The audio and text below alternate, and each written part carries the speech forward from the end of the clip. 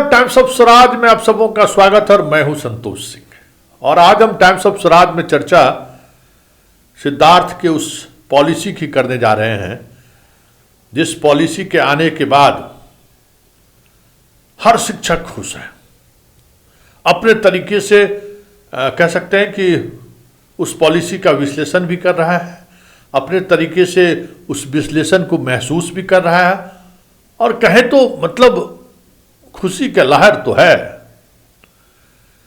लेकिन पत्रकारों के बीच लिटमस टेस्ट तो जारी रहेगा। हमने आज खबर चलाई थी कि भाई आखिर आवेदन का स्क्रूटनी कौन करेगा, आवेदन को सर्टिफाइड कौन करेगा, कि भाई अभी आवेदन को कि कौन जिन्होंने जो तथ्य उन्होंने दिया है वो कितना सही है। ये सब सारी चीज़ें हमने आपको दिखाई थी। तो अभी हमारी रिसर्च टीम जो लगातार सिद्धार्थ के कामकाज पर खास नज़र बनाए रखते हैं, उनके हर एक नोटिफिकेशन पर पैनी नज़र उनकी रहती है, हर एक शब्दावली पर उनका खास नज़र रहता है कि इस शब्दावली का मतलब कैसे है। जैसे कल हमने अभियावेदन और आवेदन पर किया था कि अभियावेदन क्या है और आवेदन क्या है। इसी तरीके से हर एक उनके निर्णय पर नज़र रखने के लिए हमारे पास एक रिसर्च टीम भी है, जिसमें शिक्षक भी हैं, एडवोकेट भी हैं, सोशल एक्टिविस्ट भी हैं, शिक्षा विभाग के पूर्व अधिकारी भी हैं, वर्तमान अधिकारी भी हैं, जिनसे हम और शिक्षक नेता भी हैं, जिनसे हम इन चीज़ों को समझते रहते हैं कि भाई पूर्व का नियमावली क्या है, सरकार के सामान्य प्रशासन विभाग का नियमावली क्या है। इसलिए कई ब्यूरोक्रेट्स भी हमारे इस रिसर्च टीम में सहयोग करते हैं और जब जब मौका मिलता है तो उनसे भी हम लोग सलाह लेते हैं कि क्या वाकई में जो चीज़ें सामने आई हैं, जो मसौदा सामने आया है, वो कितना खरा उतर सकता है। तो जरा उस मसौदे पर गौर करिए। ठीक उसी तरीके से जिस तरीके से 7/10 को इन्होंने जो लेटर जारी किया था, पहला संकल्प, उस संकल्प में जो बातें थी उससे मतलब नियमावली से उलट उन्होंने संकल्प लाया। बार बार हम कहते हैं संकल्प से कुछ नई बातें उन्होंने नोटिफिकेशन में लाया। जैसे 10 अनुमंडल बात नोटिफिकेशन में था, पहले वाले में तो नहीं था। फिर नोटिफिकेशन के बाद जो फॉर्म भरने के लिए ऐप पर जो ऑप्शन आने शुरू हुए उसमें नई बात आ गई कि ससुराल नहीं, पोस्टिंग वाले में नहीं, घर वाले में नहीं, पत्नी जहाँ पोस्टेड है उस अनुमंडल में नहीं। तो एक नई बातें आ गई सामने, जिस पर हंगामा हुआ, फिर वो रद्द हुआ। अब दूसरे मसौदा पर भी गौर करिए।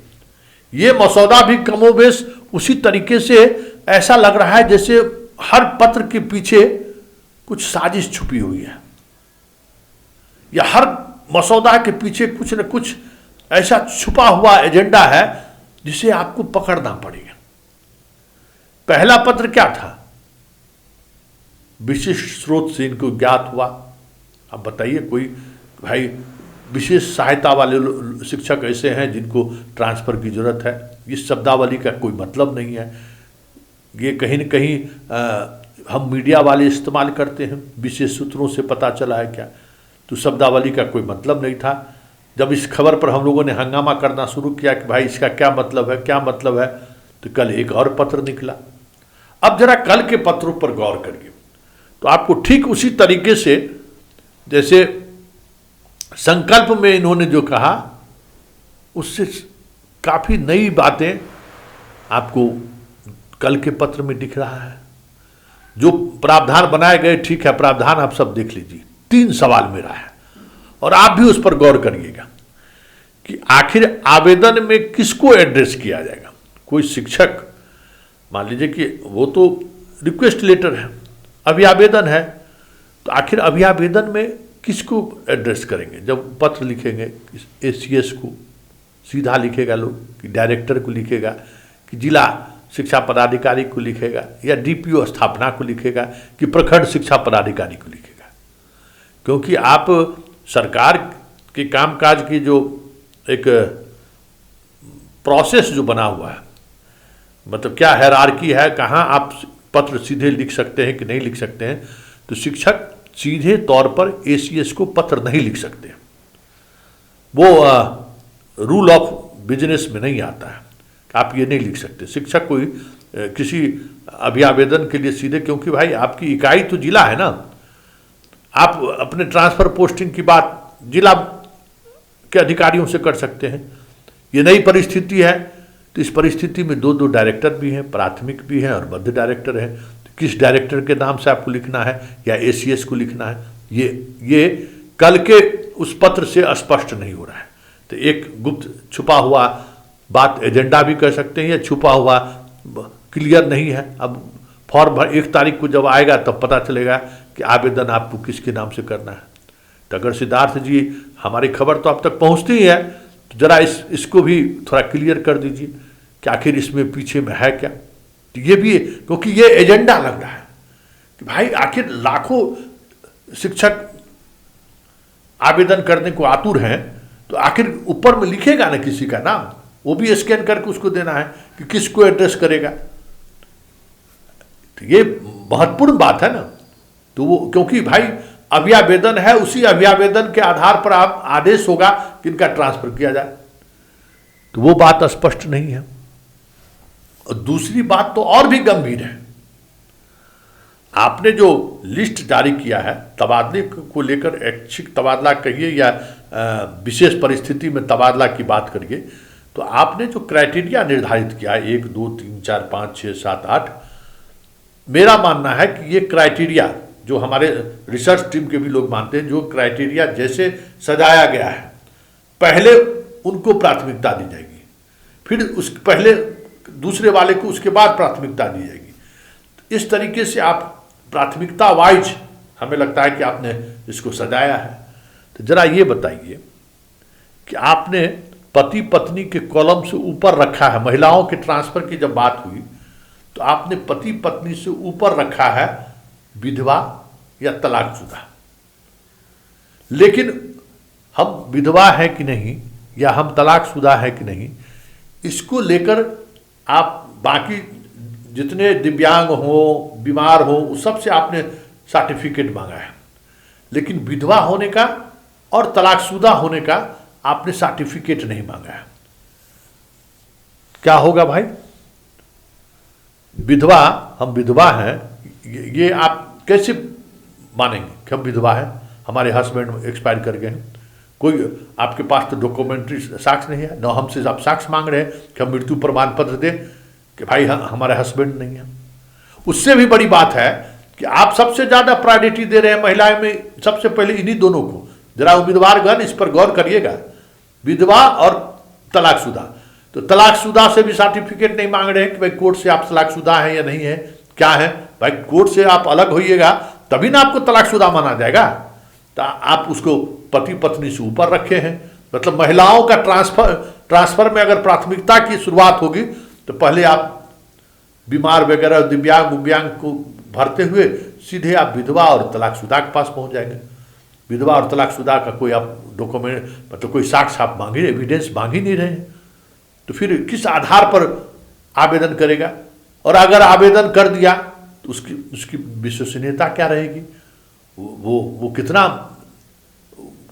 खरे उतरेगा लीगली? तो इस पर भी स्पष्टता नहीं है।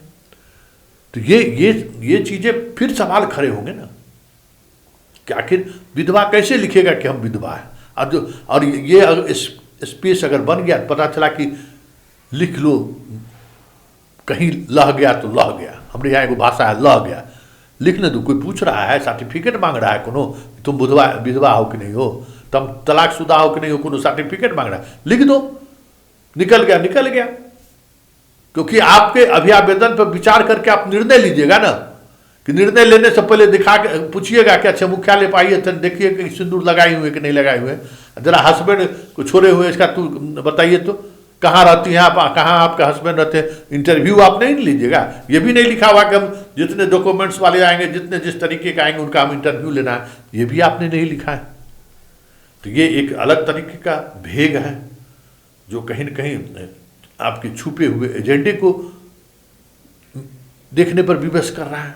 कुछ छुपा हुआ एजेंडा तो नहीं है। और तीसरी और सबसे महत्वपूर्ण बात, आपने दूरी की बात चर्चा की है, तो 15 किलोमीटर निर्धारित है कि 15 किलो स्कूल से आप 15 किलोमीटर के अंदर रह सकते हैं। ये आपको शपथ पत्र में भी पाठक जी ने लिया है। तो क्या 15 किलोमीटर से जितने टीचर बाहर नौकरी पर हैं सभी को अप्लाई करने का अवसर आपने दिया है? क्योंकि आपने तो कुछ इसी तरीके का ऑप्शन मांगा है कि मतलब यही है ना, एक आधार है, एक लकीर पाठक ने खींची है कि आपको स्कूल के 15 किलोमीटर के अंदर रहना है, आपको शपथ पत्र देना है।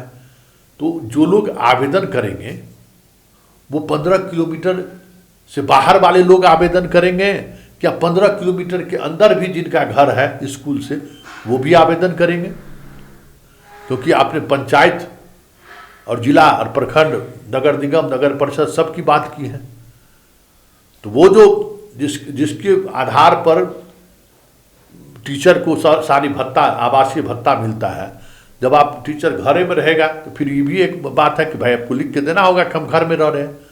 तो ये जो ऐच्छिक तबादला या कह सकते हैं अभी आवेदन में कौन सा टीचर किस दूरी को लेकर आवेदन कर सकता है? 15 किलोमीटर के नज़दीक भी कर सकता है या 15 किलोमीटर के बाद वाला करेगा। तो ये इस तरीके की कई चीज़ें अभी तक इस पत्र से के मजमून से बाहर निकल चुका है, जो जता रहा है कि फिर फॉर्म निकलेगा ना तो कुछ नई बातें आपको देखने को मिल जाए। जिस तरीके से पहले पत्र में विशिष्ट सूत्र इनको मिल रहा था ना, दूसरे पत्र में कुछ सूत्र से अलग भी चीज़ें देखा इन्होंने। फिर भी कुछ बहुत सारी चीज़ें ऐसी हैं जिसका उत्तर आना जरूरी है, स्पष्टता आना जरूरी है, तब फॉर्म भरने में शिक्षकों को सुविधा होगी। तो वो भी नहीं है। ऐसे में क्या ये माना जाए कि इससे पहले जो तबादला नीति में जो संकल्प के भी से अलग नई बातें नोटिफिकेशन में, उससे भी नई बातें ऐप में देखने को मिला, क्या इस बार भी कुछ इसी तरीके का नज़ारा देखने को मिलेगा? बड़ा सवाल है सिद्धार्थ जी। और हमें लगता है कि इन सवालों में कहीं न कहीं वो राज छुपा है जो दिखाता है कि नीयत सही नहीं है और ना ही नीति सही है। ऐसे में शिक्षक के सामने कई तरह की समस्याएं खड़ी होंगी। और जो तबादला नीति में जिस तरीके की पारदर्शिता की बात होनी चाहिए, वो पारदर्शिता की बात प्रभावित होता हुआ दिख रहा है।